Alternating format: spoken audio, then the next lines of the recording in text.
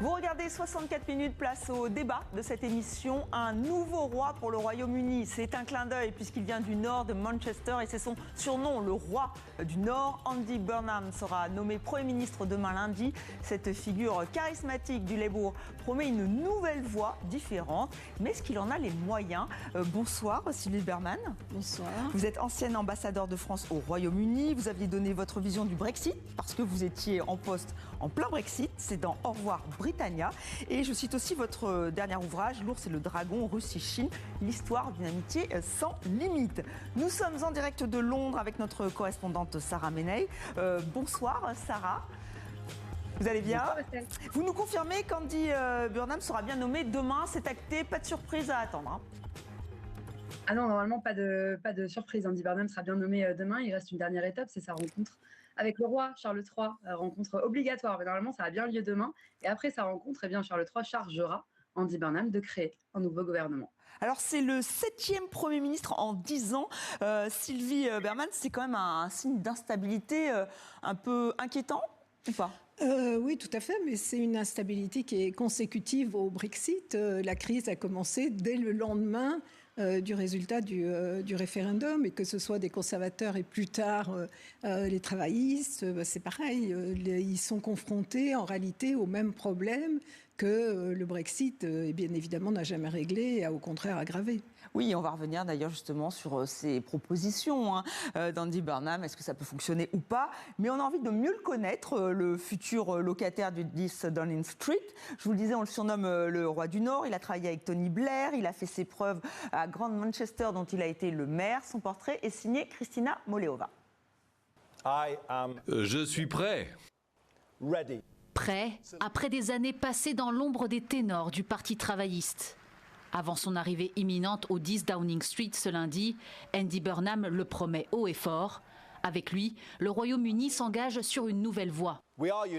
Nous sommes unis et nous mettrons la force qui découle de cette unité au service des gens qui attendent depuis trop longtemps que la politique leur redonne espoir. À 56 ans, cet ex-membre des cabinets de Tony Blair et de Gordon Brown et candidat malheureux à la tête du Labour en 2010 et 2015, s'est d'abord imposé comme une figure politique incontournable sur ses terres natales dans le nord de l'Angleterre. En 2017, il devient maire du Grand Manchester.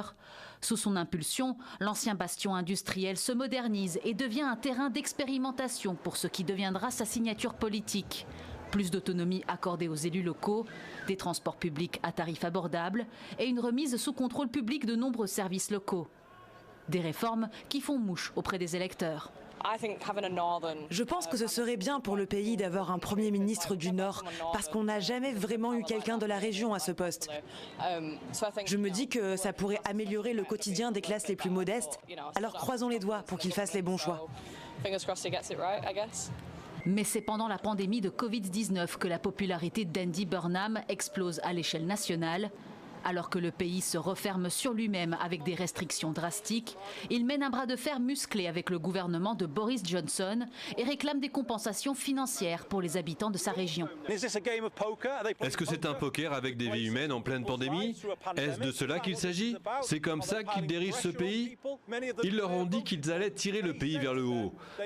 Ce que nous avons vu est un acte délibéré de nivellement par le bas.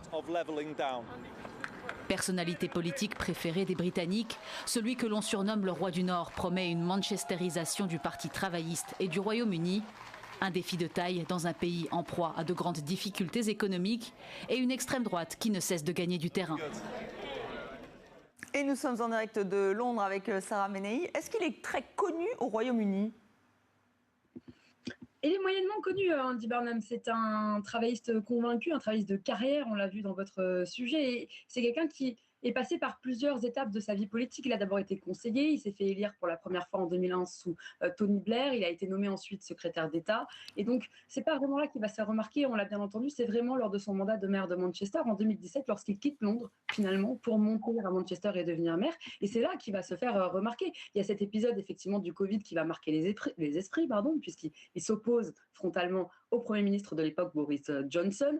Et donc, c'est là finalement qu'il va se positionner très vite, Andy Burnham, comme le défenseur des travailleurs, hein, les défenseurs un peu du prolétariat contre l'establishment londonien. Et c'est là qu'il va se faire un nom, d'où son surnom d'ailleurs, le roi du Nord. Mais c'est vraiment plutôt sur les dernières années de son mandat à Manchester qu'on a commencé à le voir de plus en plus, à l'entendre de plus en plus. Alors voilà, donc il est revenu sur le devant de la scène. Sylvie Bermann, on se demande pourquoi finalement Keir Starmer il a été poussé vers la sortie. Surtout qu'il a été applaudi, ce qui semble-t-il est rarissime quand il a proposé sa démission. Est-ce que vous pensez que ce changement de personne peut avoir des conséquences intéressantes? Alors, Keir Starmer était quelqu'un de très bien, de très intègre, de très droit. Il était totalement dépourvu de charisme. Il avait un problème, effectivement, de communication. Et il y a eu une débâcle totale aux élections du mois de mai, avec beaucoup de pertes dans le bastion travailliste du Nord, également dans le Pays de Galles, et ce qui fait que donc les députés de son parti ont demandé son départ. Alors là, bon, le caractère d'Andy Burnham est totalement opposé, parce qu'on dit que c'est un grand communicant. Et effectivement, surtout depuis Manchester, parce qu'avant, à l'époque où j'étais, il avait raté les élections du parti, à la tête du parti, au profit à l'époque de Jeremy Corbyn, qui est un peu notre Mélenchon. Hein. Et donc aujourd'hui, il va être confronté au même problème, c'est-à-dire le niveau de vie, l'immigration, l'endettement. Et par ailleurs, il n'a pas d'expérience internationale, même si ce n'est pas là-dessus que les Britanniques l'attendent. Mais bon, de toute façon, un Premier ministre britannique est pris aussi beaucoup par l'international, même si c'est un des reproches qui a été fait à Keir Starmer, de faire trop d'international et pas assez de politique intérieure. Oui. Sarah Menaille, est-ce qu'effectivement le profil d'Andy Burnham est plus proche des gens, peut-être plus à gauche? C'est ce qu'attendent les Britanniques? Alors, ça a été très justement souligné, et ce qui a fait tomber aussi Keir Starmer, c'est cette impopularité, vraiment, qui n'a jamais réussi à renverser la vapeur par des problèmes de communication notamment, et puis des erreurs évidemment politiques. Mais Andy Burnham, on est à l'opposé. Il a été plébiscité. Vous me posez la question tout à l'heure, est-ce que c'est sûr qu'il sera Premier ministre demain? Dites-vous que sur les 405 députés de la majorité travailliste au Parlement, à Westminster, 379 ont adoubé Andy Burnham. C'était une figure extrêmement populaire qui travaille son image, ça a été dit aussi, puisque on attend effectivement quelqu'un qui soit un peu plus proche du peuple, un peu plus proche des Britanniques, et lui, il le dit, il veut notamment réduire l'écart entre Londres et le reste du pays, et le nord du pays, notamment économiquement. Il se positionne vraiment comme ce roi du Nord. Les députés ont même plaisanté un petit peu avec ça à l'Assemblée en disant le Messie est arrivé, parce que c'est vrai que les gens attendent un rapprochement. On a l'impression qu'il y a une déconnexion de l'establishment. C'est ce sur quoi Reform UK et Nigel Farage surfent notamment, en disant voilà, c'est l'establishment. Ils ont énormément ce mot-là à la bouche pour dire voilà, ce sont les élites du sud de l'Angleterre. Et lui, Andy Burnham, il se positionne dans quelque chose de totalement différent, comme quelqu'un qui vient d'un milieu plutôt modeste. Lui, il vient de la région de Liverpool avec des parents plutôt modestes. Il est allé à l'école publique, ce qui est plutôt rare pour les élites politiques britanniques pour être souligné. Et il se présente comme voilà, moi par exemple, il avait évoqué l'une des idées, c'était de notamment délocaliser une partie de son gouvernement dans le nord de l'Angleterre. Alors on avait dit que c'était peut-être la ministre ou la future ministre des Finances qui quitterait le 11 Downing Street à Londres pour se retrouver à Manchester, ou ça pourrait être encore Andy Burnham lui-même, ça paraît difficilement envisageable, mais il lui avait dit pourquoi pas un Premier ministre dans le nord, au plus proche des Britanniques. Et puis on parlait de la communication très travaillée, au proche du public. Je vais vous donner un exemple. Andy Burnham, il porte toujours un t-shirt, déjà, lors de ses apparitions publiques. Donc l'image d'homme de gauche est quand même assez travaillée. Et il avait, lors de son premier discours programmatique, il y a 2 semaines maintenant, une petite abeille en pins sur son t-shirt. Cette abeille, c'est le symbole du B-Network, c'est de ce qu'il a fait à Manchester. Ce sont les nationalisations, notamment du réseau de transport, du réseau de bus, qui a été nationalisé par la ville de Manchester sous son impulsion. Il veut proposer...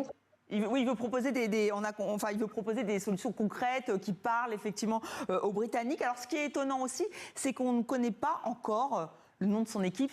Normalement, ça fuite, là, a priori, pas du tout. Enfin, peut-être un peu quand même, parce que l'un des postes les plus importants, c'est chancelier de l'échiquier, c'est comme ça qu'on dit effectivement au Royaume-Uni, c'est le ministre de l'économie, ça pourrait être Shabana Mahmoud, elle est très pressentie, et pourtant, alors elle, c'est l'actuelle ministre de l'Intérieur, elle est plutôt connue pour ses positions très conservatrices. Oui, alors que lui se revendique véritablement de gauche et en disant qu'il fera une vraie politique de gauche, pas comme le Labour précédent.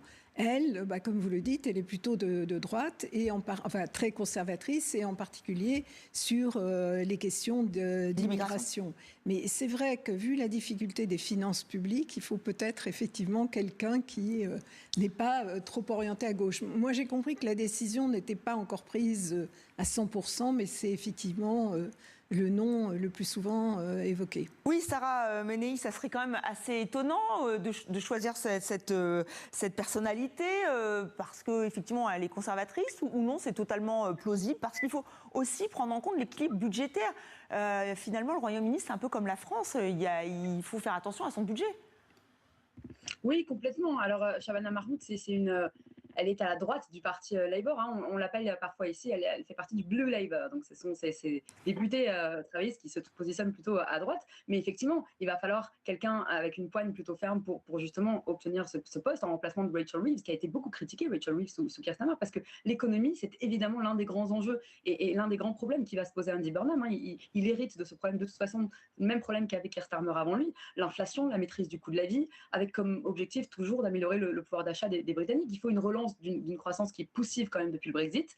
Selon la FMI et le Royaume-Uni, de toute façon, la croissance en 2026, elle ne sera que d'1%. Donc, il y a beaucoup de fronts à mener sur le plan économique, rassurer les marchés, les investisseurs étrangers, maîtriser les dépenses sociales, tout en prenant compte quand même des investissements qu'attendent les Britanniques, notamment le NHS, le système public de santé. Donc, il y a beaucoup de défis qui attendent, mais c'est un véritable jeu d'équilibriste finalement avec les comptes qu'Andy Burnham va devoir affronter, avec en premier lieu son ou sa future ministre des Finances, évidemment. Et surtout que quelqu'un, effectivement, va scruter de très près ce qui se passe. Ce quelqu'un, c'est Nigel Farage. Vous l'avez effectivement, en tout cas, côtoyé, en tout cas suivi pendant que vous étiez ambassadeur au Royaume-Uni, puisque c'est la figure de l'extrême droite. On peut le dire comme ça, parce que parfois, il y a, est-ce qu'on populiste, et lui, il était évidemment à fond pour le Brexit, et là, il vitupère contre les travaillistes et ce qui se passe actuellement. Oui, absolument. Alors, Nigel Farage, c'était l'homme du Brexit à ce moment-là, effectivement, extrême droite. Et après le Brexit, il a reconnu lui-même que ça n'avait pas fonctionné. Il donnait l'impression d'avoir pris une retraite politique. Et là, il revient en force à cause du mécontentement général. Et puis, le problème de l'immigration, c'est plutôt accru qu'amélioré, contrairement à ce qu'il avait promis à ce moment-là.